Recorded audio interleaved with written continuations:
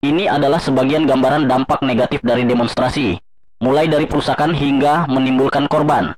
Melihatnya, kita jadi berpikir apa pandangan Islam mengenai aksi demonstrasi dan bagaimana Islam mengatur bila ada perselisihan dengan pemerintah. Untuk itu, mari kita simak pandangan para dai lintas kalangan berikut.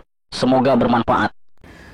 Bagaimana hukum mengerahkan massa untuk memprotes pemerintah? Nah, berarti tidak boleh. Nah, baik. Jadi begini, di dalam agama kita, amar ma'ruf nahi mungkar itu ada adab-adabnya. Ada adab-adabnya.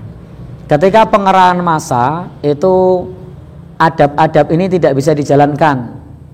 Bagaimana tidak mencaci maki penguasa, tidak menyerang masalah pribadi, tidak mengumbar aib, bisa enggak? Enggak bisa ini. Maka ini bukan merupakan cara amar ma'ruf nahi mungkar. Amar ma'ruf nahi mungkar itu kalau dengan cara mencela atau dengan mencaci itu tujuan tidak tercapai. Jangankan kepada penguasa, kepada masyarakat sipil saja tidak bisa tercapai. Ada orang tidak sholat, lalu kita minta untuk sholat dengan mencaci, hei goblok, gak sholat kamu. Nah, itu kira-kira marah atau diterima? Marah. Ini padahal masyarakat sipil karena dibilang goblok, maka marah. Apalagi penguasa yang punya kewenangan, ketika kita mau amar ma'ruf kita caci maki. Nah, kira-kira diterima atau malah marah? Nah, manfaat apa malah mudorot karena mencaci maki. Apalagi dengan mengumbar aibnya. Nah, mau nahi mungkar tapi mengumbar aibnya. Nah, maka ini bukan merupakan cara amar ma'ruf nahi mungkar. Mencaci maki, mengumbar aib, karena memberikan nasihat itu dianjurkan dalam agama kita. Wa ang tanasahu ulata umurikum. Hendaknya memberikan nasihat kepada penguasa. Maka silahkan kalau mau memberi nasihat. Misalnya bisa dengan cara, kalau kita punya akses kepada anggota DPR lewat anggota DPR, punya akses kepada pejabat lewat pejabat, atau kita bisa menyampaikan secara empat mata kepada rekan kita, saudara kita yang memang punya akses. Imam Syafi'i juga menasihatkan kepada kita bahwa memberi nasihat itu empat mata, itu lebih menenteramkan. Jangankan pemimpin besar, imam masjid saja itu kalau dikasih nasihat di depan umum itu tidak bisa langsung terima loh. Ada imam misalnya bacanya salah, misalnya bacanya keliru. Misalnya tabbat yada abi lahabin wa tab, dibaca panjang wa tab, keliru kan? Lalu kemudian kita bilang, "Hei Pak Imam, tadi bacaannya keliru itu." Ngaji dari mana kok kayak gitu? Kira-kira gimana imamnya ini? Imam masjid ngimami di depan, lalu kita bilang seperti itu. Bisa nerima enggak dia? Ya? Tersinggung meskipun yang bacaannya imam tadi benar-benar salah. Tapi cara menyampaikannya di depan umum, diumbar aibnya kalau itu keliru, dicaci, bacaan dari mana itu misalnya. Nah, jelas ini tidak sesuai dengan kaidah amar ma'ruf nahi mungkar. Kira-kira imam siapa yang kemudian tidak mutung kalau dibilang gitu? Ya. Ya, betul memang. Anjurannya adalah kita mengajak dengan cara hikmah. Nah, wallahu alam. Lihat Bapak Ibu. Jadi kita akan kena hukum. Saya ulangi, kita akan kena hukum kalau kita diam padahal tahu. Contoh, ketika sholat ada yang salah, maka makmum disyariatkan tasbih subhanallah.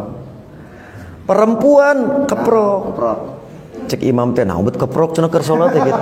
Sugan aya manuk asup masjid. Nah, itulah dalam salat ternyata ada aturan mengingatkan pemimpin, begitu juga di luar salat. Maka tentu kita jaga kehormatan sebagai imamnya. Nyarekan warga jeung ka RT kudu dibedakeun. RT teu mungkin dipublikan dudut. Teh ka dieu teh bedudut, cicing syah di jero kan gitu kan. Nah, itulah yang dimaksud dengan ikhtiar kita untuk melakukan perubahan. maka urusan nanti dia tidak berubah, itu urusan dia. Kita lepas dari tanggung jawab setelah tugas kita dijalankan, yaitu tasbih dan tasbih. Bertepuk tangan untuk perempuan, bertasbih untuk laki-laki, maka terjemahkan di luar sholat kurang lebih seperti itu. Di luar itu bukan tanggung jawab kita. Itulah yang akan dihisabnya. Usaha hente gitu. Oke, kalau di jamiah, nah ada mekanisme. Kalau oleh ketua PJ, tentu laporan anggota konsul kepada penasehat, sampaikan ketua PC, sampai KPP, sampai ke Dewan Hizbah misalkan.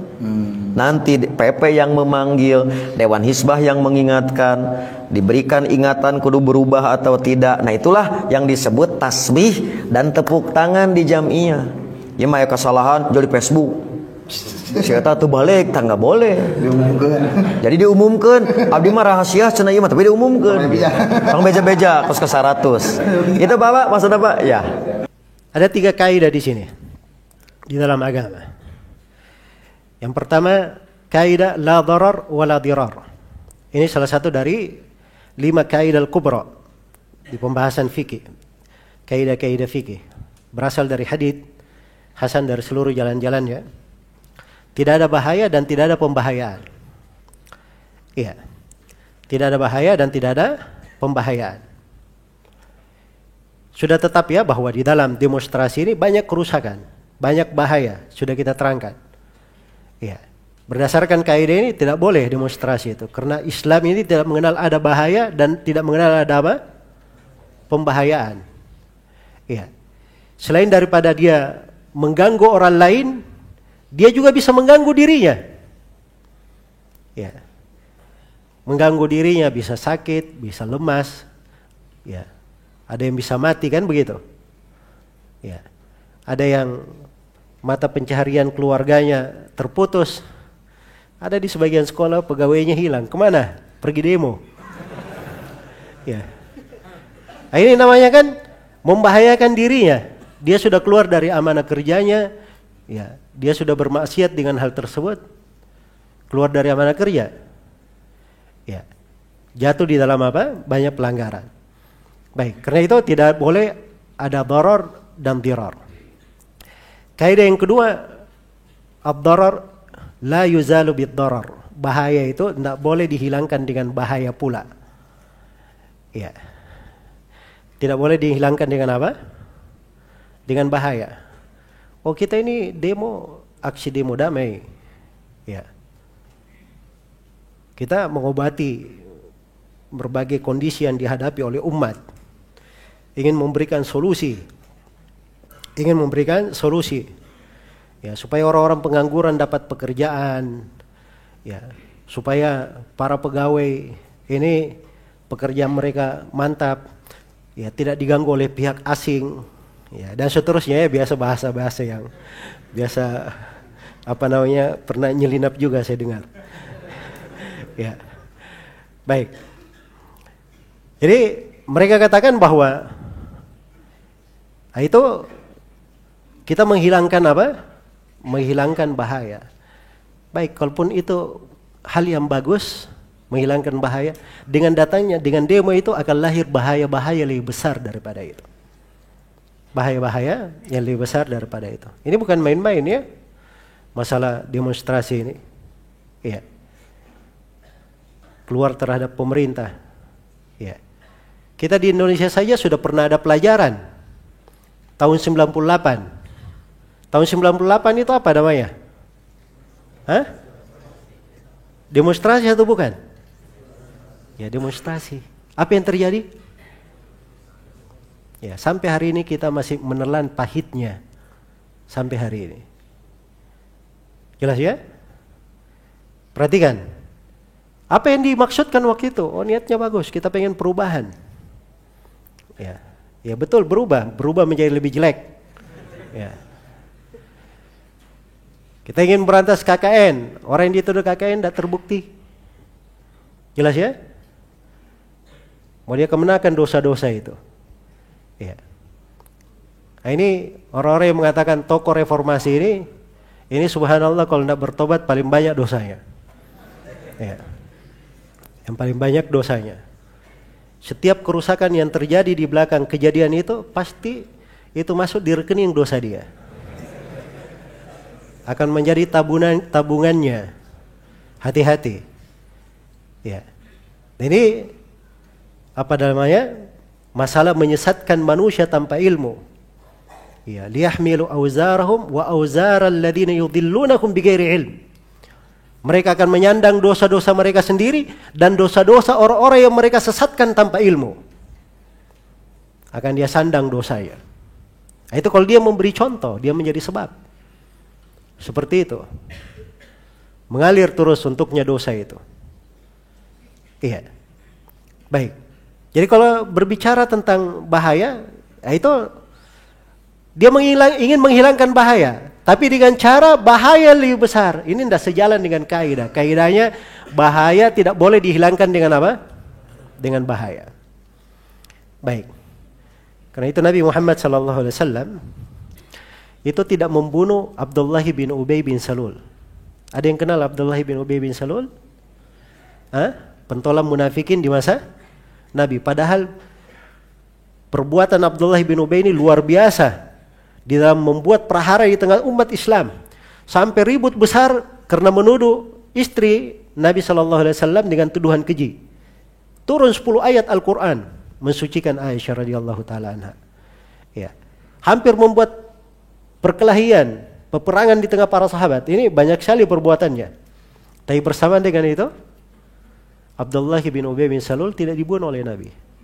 Apa kata Nabi ketika ditanya tentang itu? Kata beliau, la yatahaddatsun nas anna Muhammadan qatala ashaba. Jangan sampai manusia berbicara bahwa Nabi Muhammad membunuh teman-temannya sendiri. Nah, itu bahaya yang akan lahir. Non-Muslim di luar Islam, Yahudi, Nasara, kita tidak mau kenal. Yang penting Abdullah bin Ubay ini sudah masuk Islam, dibunuh oleh Nabi Muhammad. Nabi Muhammad bunuh teman-temannya sendiri. Akan berkembang cerita ini tengah orang Arab, orang akan lari keluar dari apa? Dari Islam. Dia tidak mau tahu bahwa Abdullah bin Ubay bin Salul ini munafik, telah membuat begini dan begini. Enggak ada mereka tahu itu. Karena itu Nabi berkata, Nabi tidak membunuhnya dengan alasan itu. Jangan sampai manusia bercerita bahwa Nabi Muhammad membunuh apa? Teman-temannya sendiri. Baik. Kemudian yang terakhir ada kaidah, ya, namanya irtikab akhaffud dararain. Ya. Apa artinya irtikab akhaffud dararain? Kalau ada dua bahaya, kita ambil yang paling sedikitnya. Jangan kalau ada dua bahaya, ambil yang paling banyak. Bahayanya bukan itu. Ya. Baik. Pemerintah berlaku zalim itu bahaya atau tidak? Bahaya, kezaliman. Kan begitu? Ya. Tapi kalau kudeta terhadap pemerintah, bahayanya kan apa? Akan lebih besar. Bukan untuk orang yang dizalimi saja, untuk orang lain juga. Mungkin pertumpahan darah. Jelas sampai sini? Iya. Karena itu tidak boleh membuat bahaya yang lebih besar. Ini 3 kaidah di dalam pembahasan fikih. Ya, semuanya tegas menunjukkan keharaman hal tersebut. Baik. Saya akan berbicara di sini tentang apa namanya? Satu lagi ya, terkait dengan hak. Ya. Sebagian orang kadang niatnya bagus, Masya Allah, bela Islam. Ya, ini hak Allah. Ini terkait dengan Al-Quran. Ya, tapi dia tidak tahu yang melarang keharaman demo ini berasal dari mana? Dari Al-Quran, dari hadits Rasulullah Sallallahu Alaihi Wasallam, dan hak pemerintah di situ. Ada 3 hak berarti. Ada hak Allah, hak Rasulnya, dan hak pemerintah dijaga. Ya. Rasulullah Sallallahu Alaihi Wasallam yang mengharamkan untuk melakukan kudeta terhadap pemerintah. Jelas ya? Beliau mengharamkan. Jadi kalau Nabi Sallallahu Alaihi Wasallam mengharamkan hal itu, ya, mau dikemanakan hak Nabi? Ya, yang tidak memperbolehkan kita langgar dengan alasan membela Nabi, ini tidak dibenarkan. Baik, tidak dibenarkan. Di dalam sebuah hadits yang diriwayatkan oleh Imam Al-Bukhari dan Imam Muslim dari Usaid bin Khudair, Seorang laki dari Ansor berkata, "Ya Rasulullah, tidakkah engkau mengangkat saya sebagai pekerjamu, sebagaimana si fulan engkau pekerjakan?" Iya. Kata Nabi, "Satalqau ba'di atharah." Engkau akan dapatkan setelahku orang-orang yang mementingkan dirinya sendiri. "Fasbiru hatta talqauni 'alal haud." Bersabarlah sampai engkau menjumpai saya di mana?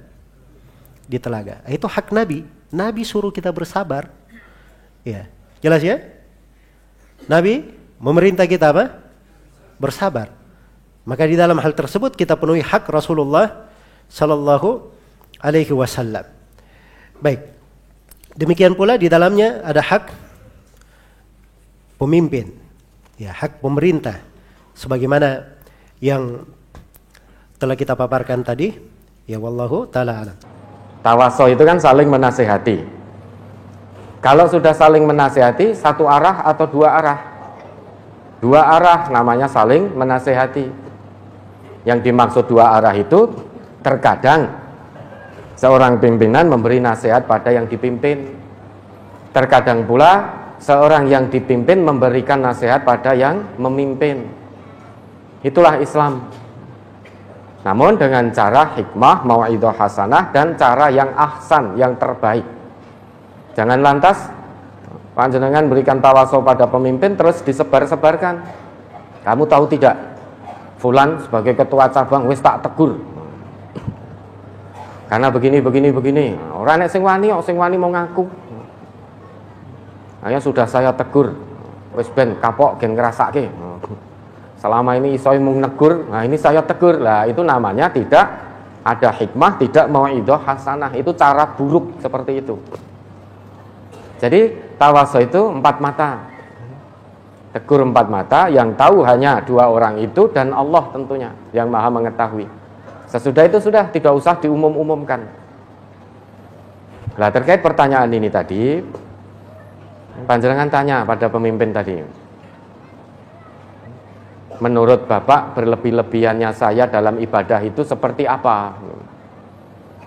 Karena saya hanya berusaha untuk menjalankan agama Allah ini secara kafah, secara maksimal. Karena ada ayat yang memerintahkan untuk itu, fattaqullah mastata'tum. Banyak ayat yang memerintahkan, wa ati'allah wa ati'ur rasul wahdaru. Maka ditanya baik-baik pemimpinnya tadi ya, untuk menunjukkan. Ini pemimpin tadi bisa melarang, tentunya husnudon kita mengetahui sebab pemimpin tadi tidak membolehkan penanya tadi. Maka perlu ditanya kejelasannya. Kalau hanya berdasarkan menurutku, menurut pemimpin tadi, apalagi menurutnya tidak sesuai dengan Quran dan Sunnah, maka la sam'a wala ta'ah. Namun bukan berarti terus dicela, terus ghibah, terus kasak kusuk dan lain sebagainya. Diingatkan pemimpinnya secara 4 mata dengan tutur bahasa yang santun, tetap dengan sikap tawaduk, rendah hati. Insya Allah dengan komunikasi yang baik nanti akan ada titik temu, akan ada kejelasan. Kalau memang masih berselisih antara jenengan dengan pemimpin tadi, sesama orang Islam kalau berselisih jangan takut karena Allah sudah berikan solusinya. Kalau sampai tidak ada titik temu, tidak ada jalan keluar dari perselisihan itu, bisa jadi baik yang berselisih tadi bisa jadi mencari solusi menurut pembenarannya sendiri-sendiri. Maka tidak akan ada titik temu. Karena mereka yang berselisih bicara tentang pembenaran, bukan tentang kebenaran. Kalau berselisih tidak ada titik temu, bisa dipastikan masing-masing berpegang pada pembenarannya sendiri-sendiri. Berarti menurut karepe dhewe. Sedangkan Allah sudah berikan tawaran yang sangat solutif untuk menyudahi perselisihan yang terjadi di antara orang-orang yang beriman. Coba diingat kembali ayatnya itu. Surat An-Nisa ayat 59. A'udzu billahi minasyaitonir rajim. Ya ayyuhalladzina amanu atti'ullaha wa atti'ur rasula wa ulil amri minkum. fa in tanaza'tum fi syai'in farudduhu ila Allahi war rasuli in kuntum tu'minuna billahi wal yaumil akhir dzalika khairun wa ahsanu ta'wila. Hai orang-orang yang beriman, taatilah Allah dan taatilah Rasulnya dan ulil amri di antara kamu. Kemudian jika kamu berlainan pendapat tentang sesuatu, maka kembalikanlah ia kepada Allah, yakni Al-Quran, dan Rasulnya kepada sunnahnya. Jika kamu benar-benar beriman kepada Allah dan hari kemudian, yang demikian itu lebih utama bagimu dan lebih baik akibatnya. Ya, dalam ayat ini Allah sudah berikan tawaran yang sangat jelas lagi tegas. Kalau ingin selesai dari permasalahan, dari perselisihan, maka jangan rujuk kepada pembenarannya sendiri-sendiri, jangan berpegang teguh pada pendapatnya sendiri-sendiri. Solusi yang ditawarkan oleh Allah, kalau kita berselisih, sesama orang Islam, sesama orang yang beriman, kalau iman kita shadiq di hadapan Allah, maka tidak ada keberatan untuk rujuk atau kembali atau mencari solusi dari Allah, dari Rasul. Lihat ayatnya, lihat hadisnya. Itu kalau kamu beriman kepada Allah, dan itu kalau kamu beriman pula kepada hari akhir. Ayat itu ditutup oleh Allah, dzalika khairu wa ahsanu ta'wila. Kalau kita kembalikan permasalahan, perselisihan di antara kita kepada Allah dan Rasul, cari solusi dari Quran, dari Sunnah, pasti akibatnya baik dan lebih utama. Ini jaminan dari Allah. Maksudnya pasti selesai, tidak mungkin tidak selesai permasalahan. Ini menjadi tolak ukur kita. Kalau kita ada masalah dengan seseorang, kok bertahun-tahun sampai tidak ada titik temu, berarti tidak ada campur tangan dari Allah. Berarti solusi yang dipakai bukan dari Quran, bukan dari Sunnah, namun menurut hawa nafsunya sendiri-sendiri. Kalau menurut Allah, solusi dari Quran Sunnah pasti selesai, semuanya taslim. Wa yusallimu taslima. Taslim tanpa berkeberatan sedikit pun terhadap Quran, terhadap Sunnah. Karena yang namanya solusi dari Allah, kita ingin menyelesaikan perselisihan, itu bukan cari siapa yang benar, siapa yang salah. Karena sesama muslim itu bersaudara, tidak sedang sing bener aku, sing salah kowe. Kalau hanya itu mudah. Memang kita biasa menggunakan telunjuk ini untuk ndudingi wong, sing salah kamu, sing bener sapa? Aku. Mbok coba diwalik. Sing salah sapa? Aku. Sing bener kowe. Ini loh, jari ini saja sulit untuk dibalik. Padahal hanya nduding ngene-ngene kok ya angel men gitu. Sing salah siapa? Sing salah kamu. Sing bener siapa? Aku. Bersekali-kali dicoba dibalik. Oh nggih niki sing salah kula, sing bener jenengan. Nanti sana juga mboten niku sing klintu kula, sing leres panjenengan. Semuanya akan begitu, sudah taslim, selesai. Kalau sudah mencari solusi dari Quran dan Sunnah, ya sudah, kalau sudah selesai berhenti, seolah-olah tidak pernah terjadi apa-apa. Itulah persaudaraan sesama muslim yang satu tubuh. Nah, di ayat ini kan perintah Allah sudah sangat jelas, ya ayyuhalladzina amanu, wahai orang-orang yang telah menyatakan dirinya beriman. Nah, ini kita termasuk apa tidak? Termasuk orang kita sudah menyatakan diri beriman. Oleh sebab itu, salah seorang sahabat Nabi itu pernah mengatakan, idza sami'tallah yaqulu ya ayyuhalladzina amanu fa'ar'ilaha sam'aka. Jika kamu mendengar Allah berfirman dengan kalimat ya ayyuhalladzina amanu fa'ar'ilaha sam'aka, pasang pendengaranmu baik-baik, karena kamu telah menyatakan diri beriman. Melalui redaksi ya ayyuhalladzina amanu, Allah sedang menyapamu, Allah sedang mengingatkanmu. Karena biasanya sesudah redaksi ya ayyuhalladzina amanu itu akan ada kebaikan yang kita diperintah untuk mengerjakan, atau biasanya sesudah redaksi itu akan ada larangan yang kita diperintah untuk menjauhinya. Maka pasang pendengaran baik-baik kalau kita ngaku beriman. Nah, ternyata sesudah ayat ya ayyuhalladzina amanu isinya perintah tentang kebaikan. Ati Allah wa ati'ur Rasul. Taatilah Allah, taatilah Rasul. Wa ulil amri minkum. Dan ulil amr yaitu orang yang memegang urusanmu. Jangan bisa lihat ayatnya. Saat Allah perintahkan kita untuk taat pada Allah dan Rasul, di situ kata perintahnya disebutkan ati'u.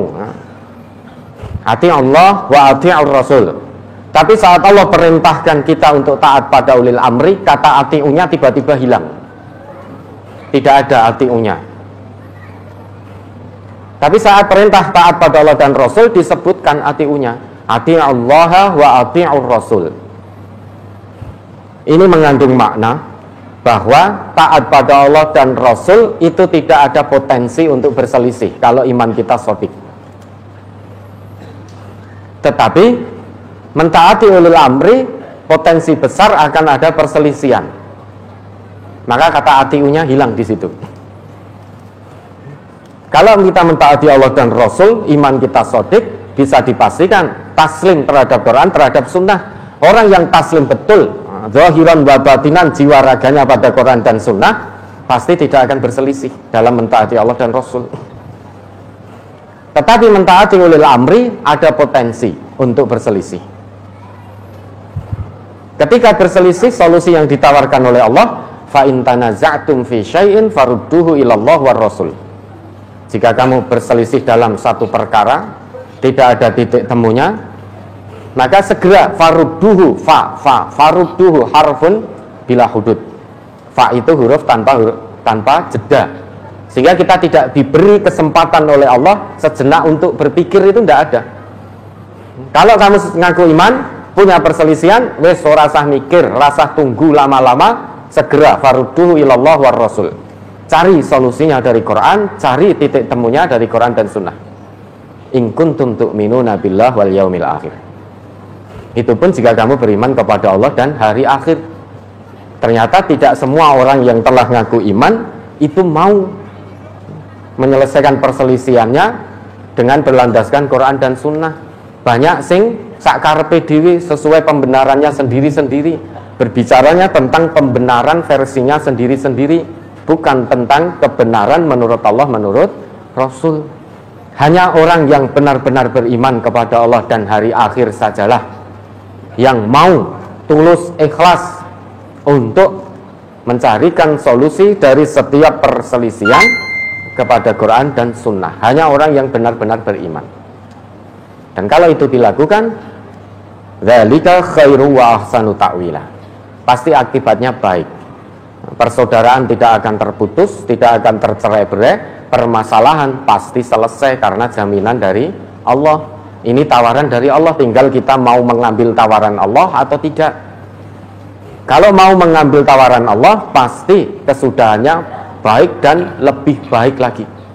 Kalau kita menolak, tidak mau mengambil tawaran Allah ini, jangan harap berkesudahan baik, pasti buruk kesudahannya. Ghil bertahun-tahun. Kita ngaji jejer begini neng ya ghil bertahun-tahun. Kita kebetulan jenengan datang ke sini, ditempatkan oleh yang ikram tamu untuk duduk, delalah dijejerke dengan orang yang sedang berselisih dengan jenengan. Tidak ada tempat lain selain tempat itu. Akhirnya waduh lah kok jejer iki. Yang sudah duduk juga begitu. Aduh biung lah kok iki wong iki linggih kene iki piye. Akhirnya harus basa-basi, salaman tapi hanya tata lahir saja, telapak tangan berjabat namun hatinya terpisah. Bar kuwi yang satu etok-etok ning toilet, bar kuwi pindah nggon. Ya nah? Padahal ngaji katanya dicelup dengan ayat Allah, dengan hadis Nabi setiap saat. Lah masa nyimpen grill kok sampai bertahun-tahun hanya urusan duniawiyah. Rugi kita, rugi hidup di dunia dan di akhirat. Nah, tinggal kita mau ngambil tawaran ini atau tidak. Al-amru mufawwadun ilaikum. Ini urusan jenengan sendiri-sendiri. Ya, nanti ditanyakan saja pada pemimpinnya. Masalahnya di mana, pelakok dilarang ada apa, berlebih-lebihannya di mana. Kalau memang berselisih, keduanya saling rujuk melihat ayat Allah, melihat hadis Nabi, taslim, sudah selesai.